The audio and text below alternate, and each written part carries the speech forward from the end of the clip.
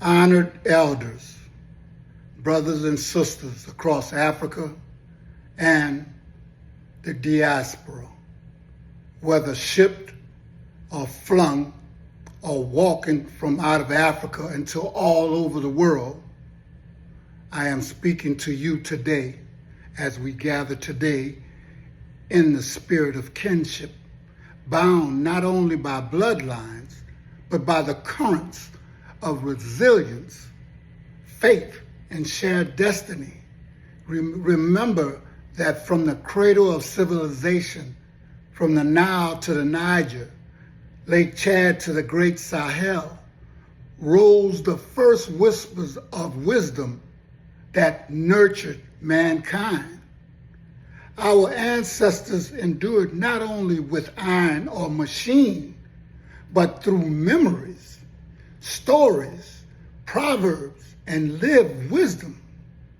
As one African proverb says, the words of our elders are words of wisdom. A child shall learn wisdom and get understanding if he sits beside the elders. They taught us that a village without elders is like a well without water, lost and dry. Yet, for centuries, through enslavement, colonialization, fragmentation, our unity has been tested. We've often met the world with our best smiles, even as those smiles mask fear and guarded hearts. All who smile don't carry a clean heart. In fact, the smile beside you may sometimes carry a sword. But in such times, danger often walks in disguise, and betrayal may come from the enemies outside. Yet more often, the greatest threat is the enemy within, your circle, from your self-doubt, division, and internalized oppression. But we have to be conscious of the thoughts that we think and the thoughts that were implanted in us, because they too are your enemies. But we are not without tools to thrive. Within us is an ancestral code. The youth can walk faster, but the elder knows the road. We walk today faster than ever, but only by the leaning into the wisdom of those who have traveled before us. Our elders are indeed our first line of defense. Across continents, in cities and rural homesteads, hearts beat with the rhythm of our shared heritage. On St. Helena Island in South Carolina, Gullah Geechee elders like Minnie Gracie Gadsden, Gethers, G-E-T-H-E-R-S, and G-E-A-T-H-E-R-S, lift their voices in ancient spirituals passed down by enslaved ancestors. These songs are not just sound, they are a living legacy of resistance, encoded resilience, and communal strength. Now, in 2025, the African Union has named this the Year of Justice for Africans and people of African descent through reparations, a symbol of our collective movement toward healing, truth, and restoration. But brothers and sisters, in this moment, we face a crossroads. We can continue as we have, divided, reactive, mistrustful, and silent, or we can choose another path. One sustained by our elders' teaching, strengthened by our unity, and propelled by our ancestral memory. Let us choose unity. Let us choose mental liberation. That spiritual freedom that Bob Marley spoke of, echoed recently in a powerful reflection on diaspora unity. Emancipate yourself from mental slavery. None but ourselves can free our minds. Let us choose repair. Let us call for reparatory healing, not merely material recompense, but truth, recognition, community, and shared progress. Across the continent and afar, from Accra to Atlanta, Nairobi to Newark, Washington to Windows Act. We must stand as one.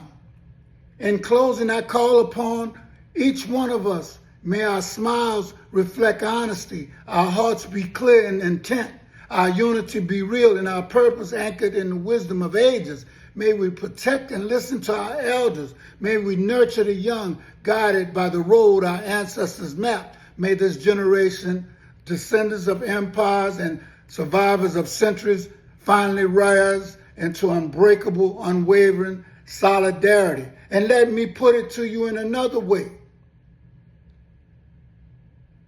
As descendants of the cradle of civilization, we do not act in isolation. From the banks of the Nile to the Sahara's edges, our forebears, the architects of humanity's earliest wisdom, called us today's children, but parents of civilization in heritage and truth.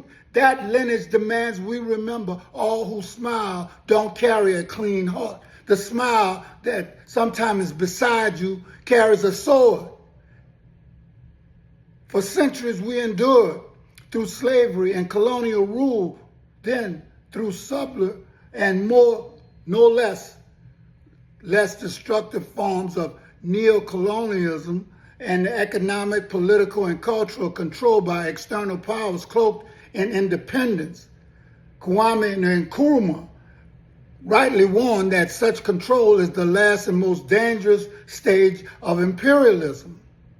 Africa's nominal sovereignty, mass, and economic system steered from abroad, through debt, trade imbalances, conditional aid, and multinational corporations that extract wealth while offering little benefit locally. European powers and new global actors still maneuver behind the scenes, maintaining influence through controlling currencies like the CFA franc, militarily through foreign bases, or economically through extractive trade and debt structures.